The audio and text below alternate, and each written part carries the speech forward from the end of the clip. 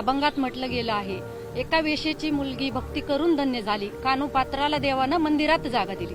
इतर वेळी आम्ही लावणी सादर करतो त्यावेळी आमच्याकडे बघण्याचा दृष्टिकोन लोकांचा वेगळा असतो, पण ज्यावेळी आम्ही माऊलींसमोर लावणी सादर करतो त्यावेळेस ह्या माऊली सुद्धा आमच्याकडे वेगळ्या नजरेने बघतात. नाच जाते अशी कार्यक्रमाला मला पण छान वाटतंय.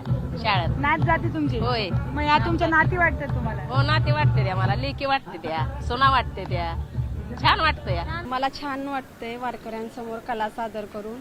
आम्हाला इथे कला क्षेत्रात वाईट दृष्टिकोनातून पाहत असतात, तर आजच्या या दिवशी आम्हाला माऊली म्हणूनच आम्हाला बघतात आणि आम्हाला पण खूप छान वाटतं, बरं वाटतं, छान वाटलं आम्हाला ही छोटीशी सेवा करून. तर सगळ्यात जास्त महिला वारकरी हेच म्हणतात की आम्हाला या नातीसारख्या वाटतात, आमच्या छोट्या छोट्या मुलीसारख्या वाटतात. छान वाटतंय आम्हाला बघायला कार्यक्रम ही चांगला. आम्ही जातो बरं का, असं बघायला जातो आम्ही.